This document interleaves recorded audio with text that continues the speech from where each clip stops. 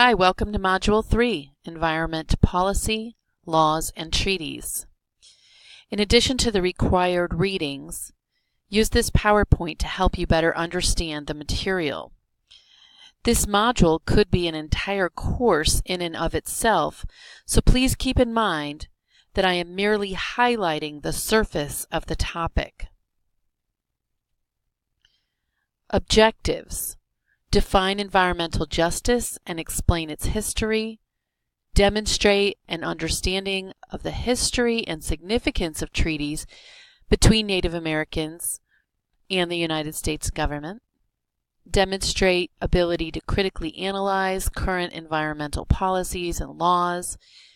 And articulate how environmental policies, law, and treaties impact population health today.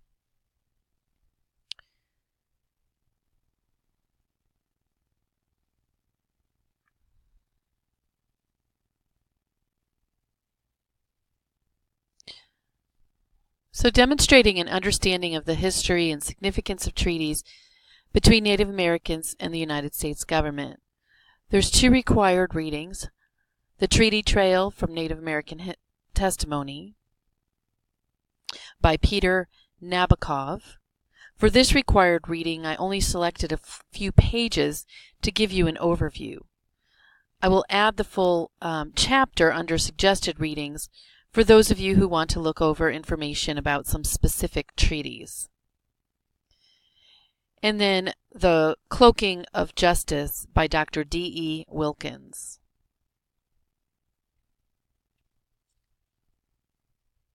The Treaty Trail from Native American Testimony by Peter Nabokov highlights problems with treaties. Indigenous people could not read them. They didn't understand them, and they were forced, quote-unquote, voluntarily consented to these treaties. However, there was a lot of force put upon them to sign the treaties. The last of the 374 treaties was signed in 1868 because of the discovery of gold on the land where the Nez Perce lived. Congress ended treaty making in March of 1871, and from that time to 1940, Congress passed about 5,000 laws for quote-unquote dealing with Indians.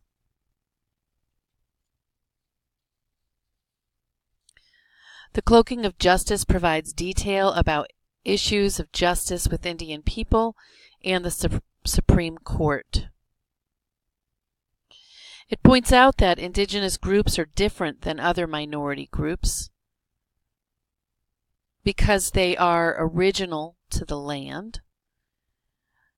They have a tribal, the concept of tribe and tribalism, which is unique to their minority group, and their political status is unique as well. Reservations were set up as prisoner of war camps, and people are wards of the United States, although they are now considered citizens of the United States. Federally recognized Indian tribes have triple citizenship: tribal, federal, and state. Tribal courts are not subject to state and federal jurisdiction.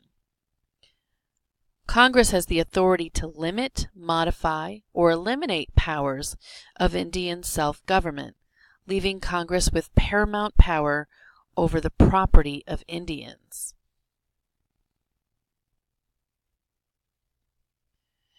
Demonstrate ability to critically analyze current environmental policies and laws, and articulate how environmental policy, laws, and treaties impact population health today. I want you to revisit, and if you haven't, make sure you visit the 4 analytical frameworks presented by Salzman and Thompson. This article, or this book chapter, is located in D2L in the module under the required readings. So when you look at that, which analytical framework are you viewing environmental issues through?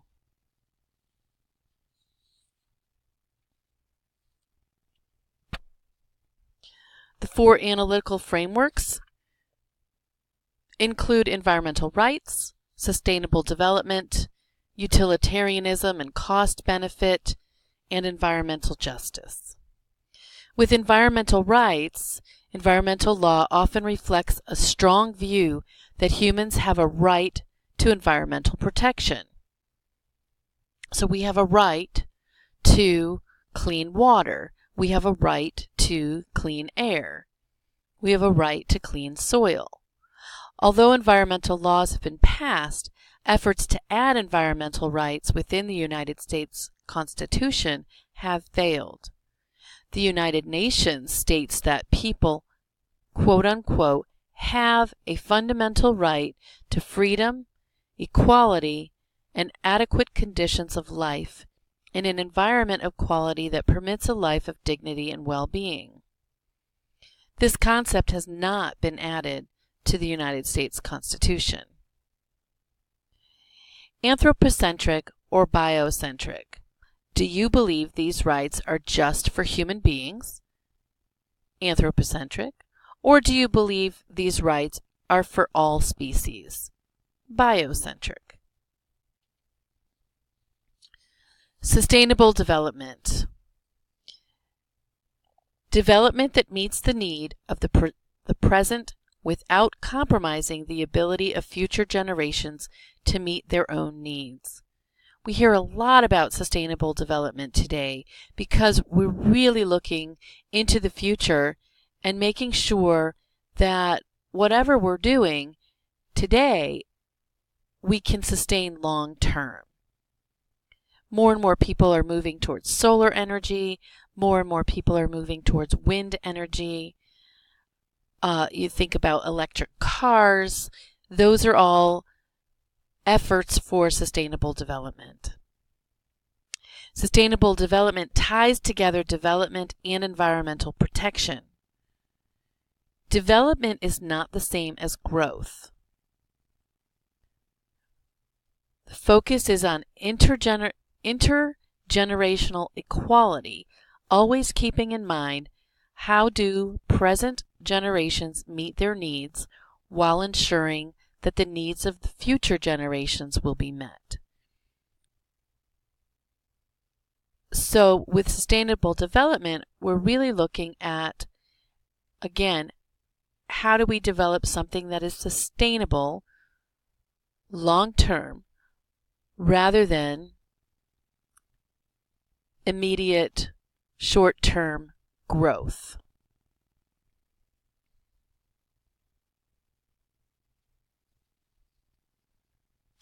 Utilitarianism and cost benefit. In the eyes of economists, environmental problems are the result of market failures, and the goal of the law should be to correct these failures. Government places a monetary value on environmental benefits. Government looks at how many lives would be saved by implementing a law or regulation. And how do we determine the value of a life, the values of lives of animals, particularly endangered species?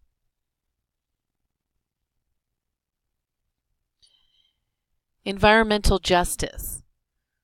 So with this framework, we look at the focus is on the burdens of environmental harms, and regulations are allocated among individuals and groups within our society. We know that vulnerable populations are more affected by environmental burdens. Focuses both on the distribution of environmental burdens and policies, and also on the process by which environmental decisions are made in the United States. Questions, so with environmental justice, we question why the burdens are not equally distributed and how, if at all, the maldistribution can be corrected. Some of those issues came up in your recent chat posts about IPE. There was a couple of posts around Hurricane Katrina, for example, and there was not equal distribution of goods and services to those in need. And we need to look at how do we make sure that everybody's needs are being met. That encompasses environmental justice.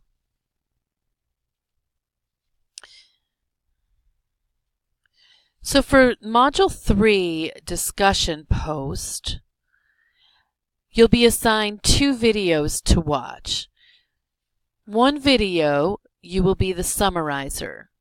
For your post, summarize the video that you watch. Share an outline of the key informational points using one of the frameworks outlined in Salzman and Thompson. So one of these 4 frameworks: environmental rights, sustainable development, utilitarianism and cost benefit, or environmental justice.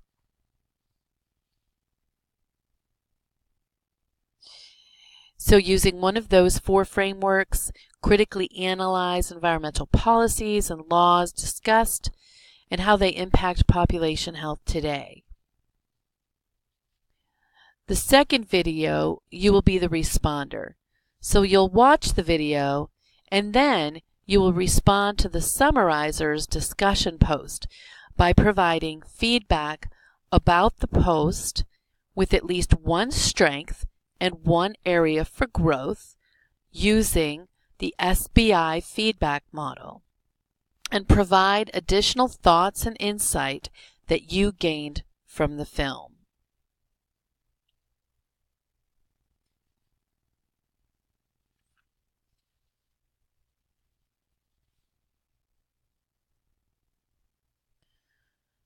Okay, because something is legal does not mean it is just.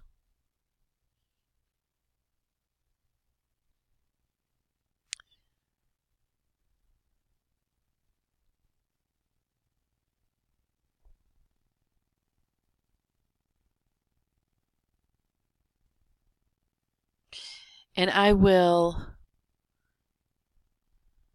see if I can get this video up for you.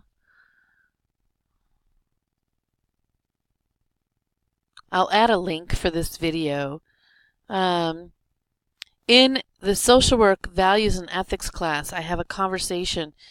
I've had a conversation with students about whether or not I believe as a social worker I always need to follow the law. While I believe we need to uphold the law, I believe that the social work code of ethics, for me, takes precedence. There is a quote in the Dance Sisters movie that I believe speaks to this argument. And it's, because something is legal does not mean it is just. As you watch your assigned video, does this quote apply? What do you do as a social worker?